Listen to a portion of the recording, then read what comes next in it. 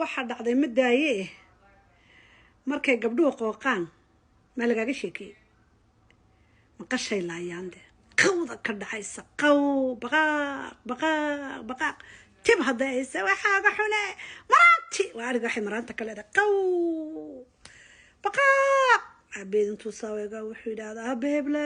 abeeblay ma hadasho qiiqda mu baqlaa qalba bilak neefla qalba bilak abeeblay lama hadasho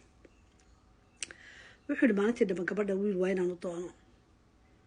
inaan buu soo helay jaarkooga isna qooqnaa wuxuu ka yiri dee gabadhaydii waan ku siiyey uu u wareejiyey arigiina bar buu u gooyey